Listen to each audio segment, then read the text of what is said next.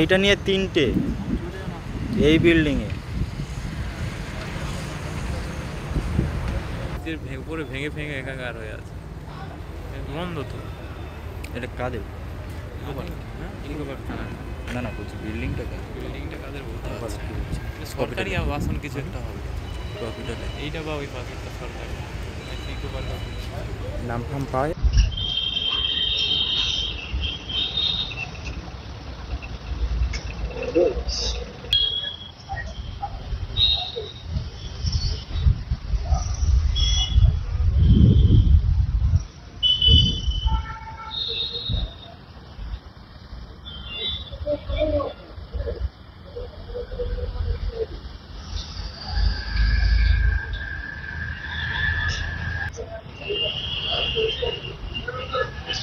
এই মুই দাদা ধরো না এক সাইড ধরো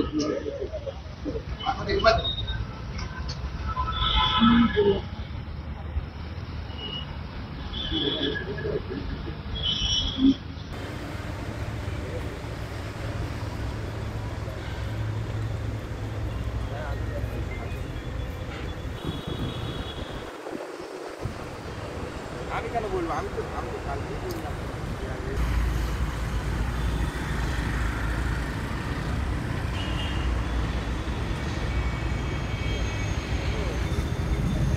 এইটা নিয়ে তিনটে এই বিল্ডিংয়ে পুরো ভেঙে ভেঙে একাকার হয়ে আছে। বন্ধ তো। এটা কাদের? না না বলছি বিল্ডিংটা কাদের সরকারি আবাসন কিছু একটা হবে।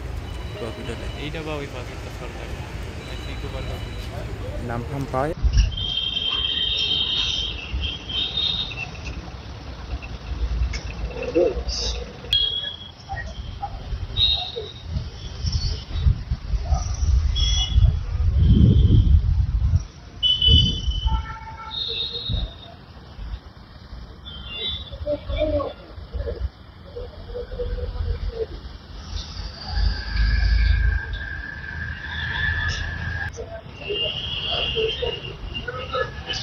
এই মুই দাদা ধরো না এক সাইড ধরো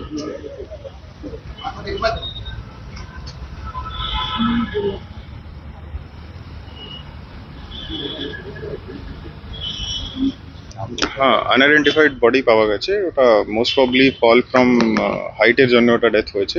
রিজন অফ ডেথ ইয়া কিভাবে হয়েছে ওটা ইনভেস্টিগেশন করা হচ্ছে। নেই আইডেন্টিফিকেশন এখন অব্দি কিছু হয়নি।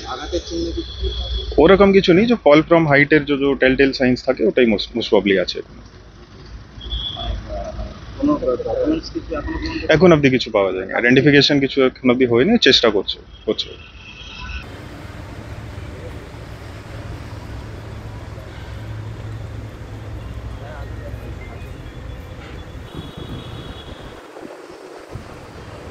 আমি কেন বলবো? আমি তো কালকেই বললাম।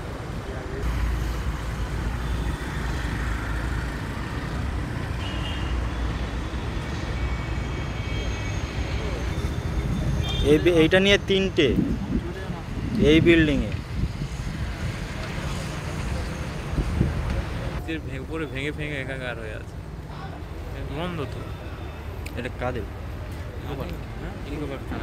না না বলছি বিল্ডিংটা কাদের সরকারি আবাসন কিছু একটা হবে। এইটা বা ওই পাশেরটা সরকারি নাম ফাম পায়।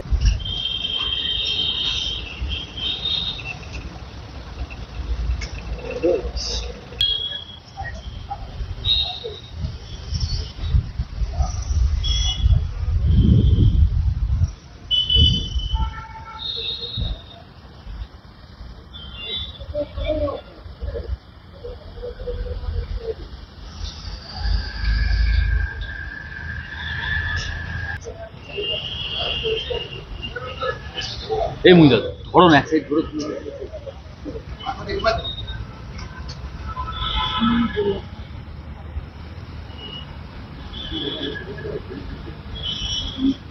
বুধবার সকালে নিউ টাউনের যাত্রাগাছি অঞ্চলের একটি পরিত্যক্ত আন্ডার কনস্ট্রাকশন বিল্ডিংয়ের সামনে থেকে এক যুবকের দেহ উদ্ধার হয়।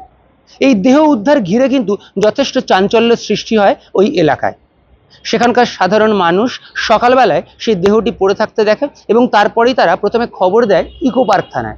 ঘটনাস্থলে পৌঁছে ইকো পার্ক থানার পুলিশ, পাশাপাশি টেকনোসিটি থানা থেকেও কিন্তু পুলিশ অফিসার্সরা সেই ঘটনাস্থলে এসে পৌঁছন। এরপরেই কিন্তু সেখানে বিধাননগর পুলিশ কমিশনারেটের যারা উচ্চ পদস্থ পুলিশ আধিকারিক তারাও ঘটনাস্থলে পৌঁছয় এবং নিউ টাউনের ডিসি তিনি নিজে ঘটনাস্থলে যান, ঘটনাস্থল পরিদর্শন করেন।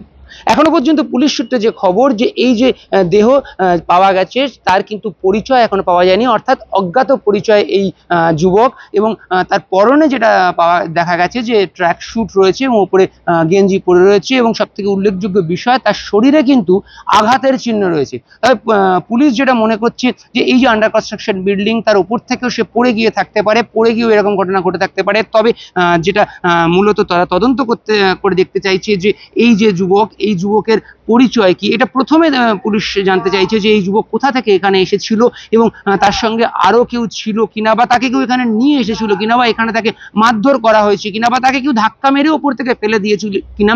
এরকম একাধিক প্রশ্ন কিন্তু পুলিশের মধ্যে উঠছে। তার কারণ এই যে আন্ডার কনস্ট্রাকশন বিল্ডিং সেটি কিন্তু দীর্ঘদিন ধরে পরিত্যক্ত, সেখানে কিন্তু কারো আসা যাওয়া নেই বললেই চলে। তাহলে এই যে যুবক যার দেহ পাওয়া গেছে সে এখানে কি করতে এসেছিল এবং সে এখানে এসেছিল তার সঙ্গে আরো কেউ ছিল কিনা, এরকম একাধিক প্রশ্ন। কারণ সকালবেলায় স্থানীয়রা কিন্তু এই যুবকের বডি এখানে পড়ে থাকতে দেখে এবং যুবকের বডি পড়ে থাকতে দেখেই কিন্তু তারা পুলিশকে খবর দেয় এবং পুলিশ আসে, এবং পুলিশ এসে কিন্তু এই যে বিল্ডিং সেই বিল্ডিং এর ভেতরেও তারা প্রবেশ করে এবং সেখানেও তারা পুরো এরিয়াটা ঘুরে দেখে, এবং পাশাপাশি এই যে যেখানে তারা এই বডিটি পড়েছিল তারও আশেপাশের সমস্ত জায়গা পুলিশ ঘুরে দেখে। যেটা আমি বলছিলাম ডিসি নিজে ঘটনাস্থলে আসে, তিনিও কিন্তু পুরো এরিয়া পরিদর্শন করে দেখেন, এবং যেটা পুলিশ সূত্রে আমরা জানতে পাচ্ছি যে তারা স্থানীয় মানুষ, আশেপাশে অঞ্চলের যারা মানুষ রয়েছে তাদের সাথে কথা বলার চেষ্টা করছে, এবং তার পুলিশ মূলত জানতে চাইছে এই যে ব্যক্তি যার দেহ পাওয়া গেছে সে কে, বা তাকে এখানে আগে কেউ কোনোদিন আসতে দেখেছে কিনা, বা সে কেন হঠাৎ করে এখানে এলো। কারণ এটা একটা পরিত্যক্ত বিল্ডিং এবং আন্ডার কনস্ট্রাকশন বিল্ডিং, ফলে এখানে কারো আসার কথা নয় বা এখানে কেউ সচরাচর আসে না। তাহলে এই ছেলেটি এখানে কেন এসেছিল, এইরকম কিন্তু একাধিক প্রশ্ন এই মুহূর্তে পুলিশের মধ্যে রয়েছে।